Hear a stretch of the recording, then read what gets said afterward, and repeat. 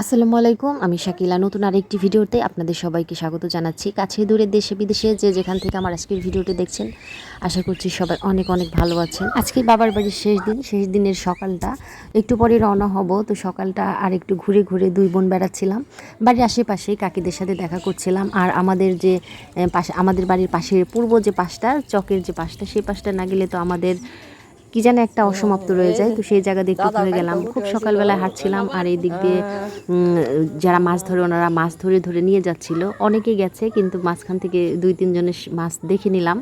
তো সামনে আরেকজন অনেকগুলো মাছ নিয়ে গেছে, সেটা আমাদের বাড়ির পাশে। একটু পরে ওইখানে যাব, তার আগে এই দিকটা একটু ঘুরে ঘুরে আপনাদের দেখিয়ে নিচ্ছি। এই জায়গাটাই কিন্তু অনেক পানি ছিল আমি আসার পরে, এখন শুকায় গেছে। তো এখন ওই জায়গা দিয়ে হাঁটা যায়।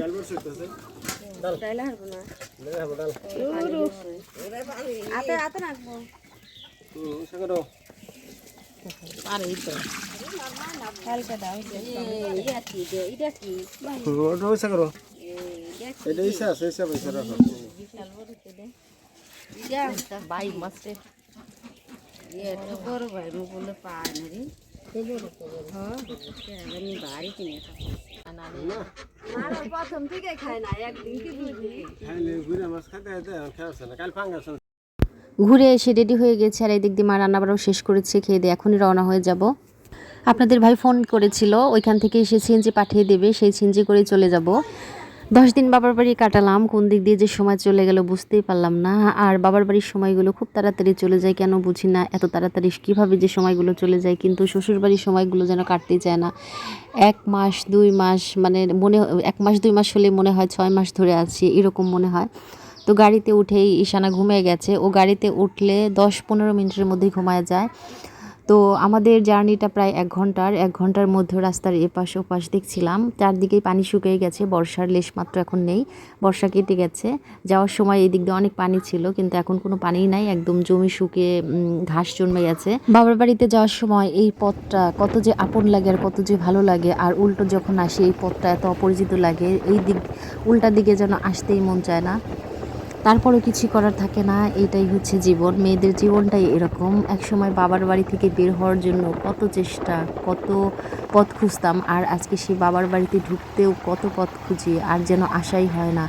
একবার গেলে আর আসতে কত প্ল্যান, কত প্রোগ্রাম, কত ঝামেলা, কত প্রতিবন্ধকতা, সাংসারিক চাপ, সব কিছু মিলিয়ে লম্বা একটা সময় পরপরই এখন আর আসা হয়। বাচ্চারাও বড় হয়ে গেছে, ওদের স্কুল খোলা থাকে, পরীক্ষা থাকে। 2 বাচ্চার পরপর দেখা যায় পরীক্ষা থাকে, এক সময় একজনের, আরেক সময় আরেকজনের, সব মিলে বেশ লম্বা একটা সময় আমার কেটে যায় শ্বশুর বাড়িতেই। তো কথা বলতে বলতেই কিন্তু আমি চলে আসছি বাড়ির সামনে। আর আপনাদের ভাই বললো যে বাজারে গেছে, ব্যাগগুলা দোকানেই রেখে যেতে। তো ব্যাগগুলো আমি দোকানেই রেখে তারপরে বাড়িতে চলে যাব। তো বাড়িতে এসে দেখি আপনাদের ভাইয়া রাইস কুকারে ভাত বসিয়ে দিয়ে তারপর গেছে। তো মূলত সে গেছে গ্যাস আনতে, কারণ আমি যখন বাবার বাড়িতে যাই তখন আমার গ্যাসটা শেষ হয়ে গেছিলো। আর এরপরে ও তার ঘরে খায়নি, আমার বড় জায়ের কাছে, ওই ঘরেই সে খাইছে। তো আজকে যেহেতু আসছি, আজকে আমি রান্না করব। তো গ্যাস আনতে গেছে, অলরেডি গ্যাস নিয়ে এখন চলেও আসছে। আর এই যে মা পুঁটি মাছ আর আলু দিয়ে একটা তরকারি আর মাংসের একটা ঝোল করে দিছে, আর এই যে কিছুটা দুধও দিয়ে দিছে। তো এখন এই দুধটা আমি জাল করব, আর ওই তরকারিগুলো হচ্ছে গরম করে তারপরে দুপুরের খাবারটা খাবো। ঘরদোর খুবই এলোমেলো, কোনো রকমে একটু ঝাড় দিয়ে তারপরে আমি আর কি মোটামুটি করে গুছিয়ে নিয়েছি। আজকে আর ওইভাবে গুছাবো না, কালকে পুরাপুরি ঘরটা ঝেড়ে টেরে তারপর গুছাবো। এমনিতে আসতে দুপুর পার হয়ে গেছে, আর যেদিন আসা হয় বাবার বাড়ি থেকে সেদিন মন মাইন্ড একদমই ভালো থাকে না, কোনো কাজে মন বসে না। তারপরেও তো কিছু কাজ আছে যেগুলো না করলেই হয় না। তো রাতের বেলায় গাছে দেখেছিলাম একদম জোনাকির মতো ফুটে আছে। তো সকালে উঠেও দেখি একদম জোনাকির মতো উঠানে পড়ে আছে, খুব ভালো লাগছিল দেখে। আর আমার এই গাছটাই কিন্তু গত 1 মাস যাবত এইভাবেই ফুল ফুটছে। গতকাল আপনাদের ভাইয়া বাজার থেকে এই শাকগুলো নিয়ে আসছিল, কিন্তু গতকাল রান্না করি নাই, রাতে কুয়াশায় দিয়ে রাখছিলাম।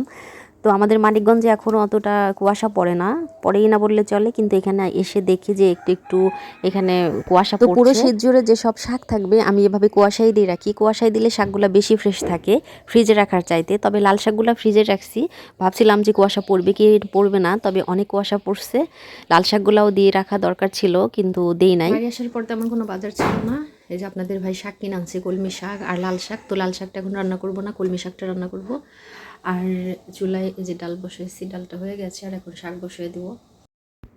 সকালে রান্নাবাড়া শেষ করে তারপর আমি বিছানা গুছাতে এসেছি। আমি যখন সকালে উঠি রান্না করি তখন আপনাদের ভাইয়া বিছানায় শুয়ে থাকে, যার কারণে আমি কখনোই বিছানা গুছিয়ে তারপর রান্না করতে যাইতে পারি না। রান্নাবাড়া শেষ করে খাওয়া দাওয়া শেষ করে তারপর বিছানা গুছাই। তো এই চাদরটা ধোয়াই ছিল, এসে চাদরটা পেতে নিয়েছিলাম, তাই চাদরটা আর উঠাবো না আজকে। তো আপনাদের ভাই এই কয়দিন পাশের রুমে শুয়েছে, মেয়েদের রুমে, ওই রুমে টিভি থাকে, রাতে টিভি দেখতে শুয়েছে, কারণ সে একা ছিল। এমনিতে আমরা যখন সবাই থাকি এত রাত জেগে সে টিভি দেখে না, কিন্তু আমরা বাড়িতে না থাকায় সারা রাত সে টিভি দেখেই কাটাইছে। কারণ একা একা আসলেই থাকাটা অনেক কষ্টদায়ক, বুঝতে পারি, তারপরে কিছু করার নাই। তাকে যেতে বলছিলাম, আর সে গেলেই বা কয়দিন থাকতো, হয়তো 2-1 দিন থাকতো, কিন্তু এবার নানান কাজের ব্যস্ততার কারণে যেতেই পারিনি। আর র্যাক ট্যাক সব কিছু এত বেশি অগোছালো হয়ে গেছে। মাত্র 10 দিন ছিলাম, এই 10 দিনে এসে দেখি আমার ঘর একদম বিধ্বস্ত, ঘূর্ণিঝড়ের মতো অবস্থা। কারণ আপনাদের ভাই তো আর গুছায় রাখতে পারে না, কাপড় চোপড় যেখানে যেটা সেভাবেই রাখছে। তো সেই ঘরটা আমি গুছায় নিলাম। এটা কিন্তু পরের দিনের ভিডিও, পরের দিন সকাল থেকে আর কি ঘর গোছানোর কাজে লাগছি। আর এমনিতেই মনটা বাবার বাড়ি থেকে আসলে কেমন একটা লাগে, তো সেই আগের পরিবেশের ঘরটা দেখলেও না মনটা ঠিক আগের জায়গায় চলে যায়, খারাপ অবস্থা হয়ে যায় মনের। তো এই জন্য আমি ঘরটার একটু লুকটা চেঞ্জ করতে চাচ্ছি। তো এই যে 2 ভাতিজাকে ডাক দিয়েছি, এখানে আমার একটা হাঁড়ি পাতিল রাখার উপরে একটা তাক ছিল, সেই তাকটা এখন আমি খুলে ফেলবো, বেডরুমটা একটু নতুন করে গোছাবো। তো ওই তাকটা 2 ভাই মিলে ওরা খুব করে চেষ্টা করছে খোলার জন্য, জিয়াই তার দিয়ে খুব শক্ত করে বাঁধা ছিল। যাই হোক, শেষ পর্যন্ত ওরা তাকটা খুলে আমার ফ্রিজটাও একদম ওয়াল ঘেঁষে দিয়ে দিয়েছে, মানে আমাদের যে ঘরের যে বেড়াটা, টিনের বেড়াটা ঘেঁষে দিয়েছে। আর পাশে পাশে সব ফার্নিচারই একটার পর একটা ঘেঁষে ঘেঁষে রুমটাকে একটু নতুন লুক দেওয়ার চেষ্টা করলাম, তবে পুরোপুরি পারি না। আসলে বেডরুমের মধ্যেই আমার খাওয়া দাওয়া চলে, রুমটা অনেক বড়, মাঝখান দিয়ে পার্টিশন করার ইচ্ছা ছিল, কিন্তু করব না, কারণ নেক্সট অন্য ধরনের একটু প্ল্যান আছে।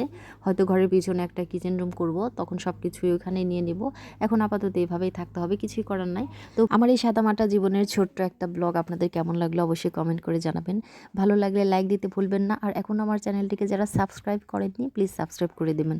ভিডিওটা আজকের মতো এখান থেকে শেষ করে দেব। সবাই খুব ভালো থাকবেন। আল্লাহ হাফিজ, আসসালামু আলাইকুম।